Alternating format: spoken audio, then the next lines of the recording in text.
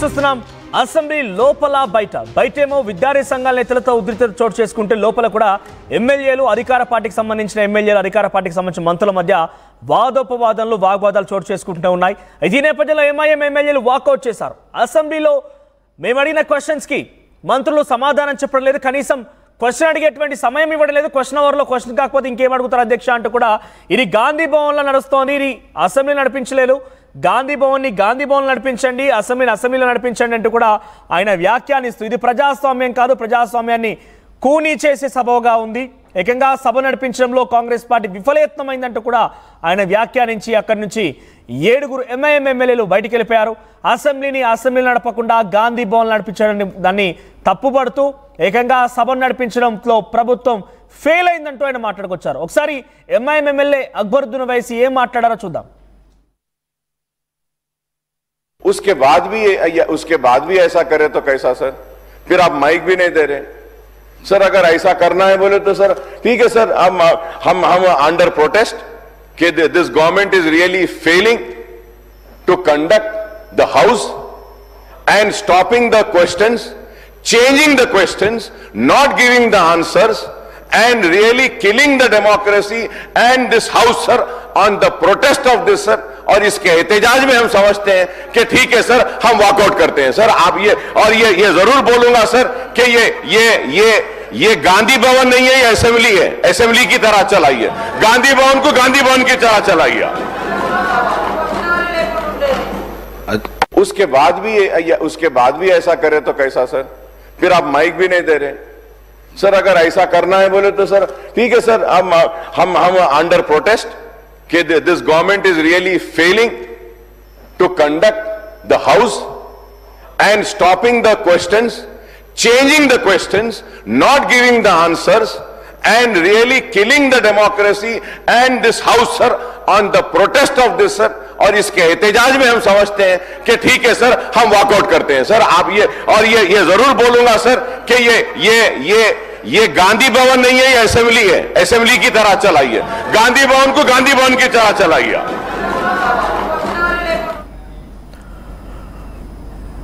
Right, assembly నుంచి MIM ఎమ్మెల్యేలు walkout చేశారు. దీన్ని గాంధీ భవన్ నడిపిస్తున్నారు.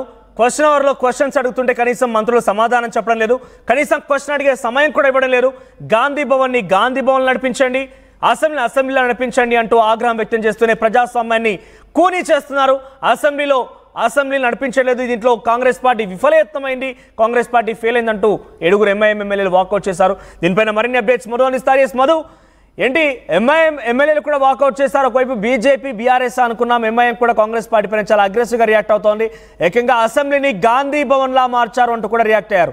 అక్బరుద్దీన్ ఓవైసీ వ్యాఖ్యల్ని కాంగ్రెస్ పార్టీ ఎలా ట్యాకిల్ చేయబోతుందా, డిఫెండ్ చేయబోతోంది?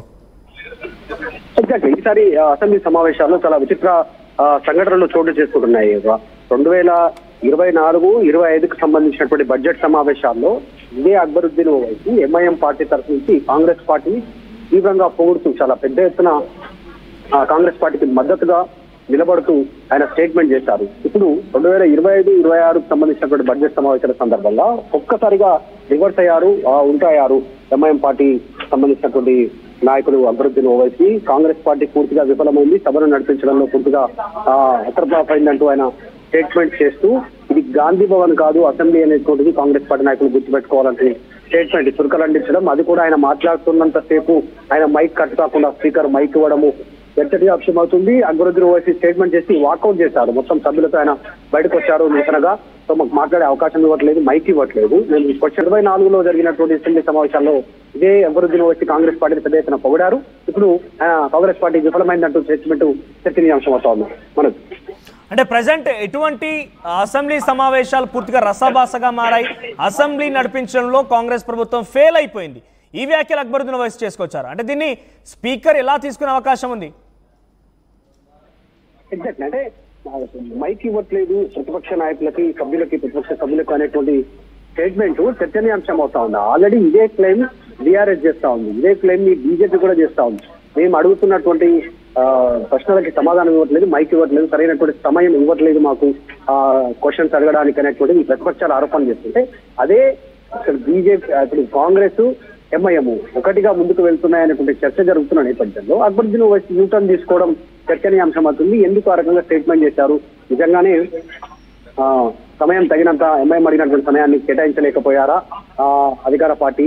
ఎందుకంటే స్పీకర్ కార్యాలయం దీనిపైన ఒక ప్రకటన విడుదల చేసే అవకాశం ఉండొచ్చు. ఎందుకంటే తీవ్రమైనటువంటి ఆరోపణలు చేశారు. సభను సజావుగా నడపలేకపోతుంది కాంగ్రెస్ అధికార పార్టీ అనేటువంటి స్టేట్మెంట్ ప్రభుత్వానికి మచ్చ కాబట్టి దానిపైన ఒక వివరణ ఇచ్చే అవకాశం ఉంది అక్బరుద్దీన్ చేసినటువంటి స్టేట్మెంట్ పైన. రైట్ మధు. సో అసెంబ్లీలో నుంచి ఎంఐఎం ఎమ్మెల్యేలు వాకౌట్ చేశారు. ముఖ్యంగా అసెంబ్లీలో నడిపించకుండా గాంధీ భవన్లా తయారు చేస్తున్నారు. ఏకంగా ప్రభుత్వం అసెంబ్లీని నిర్వహించడంలో ఫెయిల్ అయిందని చెప్పి అక్కడి నుంచి వాకౌట్ చేశారు. ప్రజెంట్ క్వశ్చన్ అవర్ నడుస్తోంది. ఎమ్మెల్యేలంతా కూడా క్వశ్చన్స్ అడుగుతూ ఉంటారు. వారు నియోజకవర్గ సమస్యల గురించి కానివ్వండి, కొన్ని అంశాల గురించి ప్రశ్నలు సంధిస్తూ ఉంటారు. దానికి సమాధానంగా మంత్రులు సమాధానం చెప్పాల్సి ఉంది. లేదు కొన్ని సమాధానం చెప్పలేని ప్రశ్నలు అయితే మన నోటీస్లో తీసుకున్నాము, ఆ నోటీస్ తర్వాత మేము దాన్ని పరిష్కరిస్తామని అని కనీసం ఆన్సర్ చేయాల్సి ఉంటుంది. కానీ ఎంఐఎం ఎమ్మెల్యే అడిగేటువంటి క్వశ్చన్స్కి కనీసం సమయం ఇవ్వకుండా, వారి క్వశ్చన్స్కి సమాధానం చెప్పకుండా మంత్రులు దాటవేయడంతో కొంత ఆగ్రహం ఉన్నటువంటి అక్బరుద్దీన్ ఓవైసీ, ఏకంగా అక్బరుద్దీన్ ఓవైసీ కాదు, ఇదే ఆలోచనతో బీజేపీ బీఆర్ఎస్లు కూడా ఉన్నాయి. కాంగ్రెస్ పార్టీ ప్రభుత్వాన్ని కనీసం సభ నిర్వహించేటువంటి తరీకా కూడా లేదంటూ కూడా వారంతా విమర్శిస్తూ ప్రెసిడెంట్ ఎంఐఎం ఎమ్మెల్యే వాకౌట్ చేశారు. మరి దీన్ని అసెంబ్లీ స్పీకర్ లేదంటే ఎల్పీ మినిస్టర్ శ్రీధర్ బాబు ఎలా తీసుకుంటారో చూడాల్సిన అవసరం అయితే ఉంది.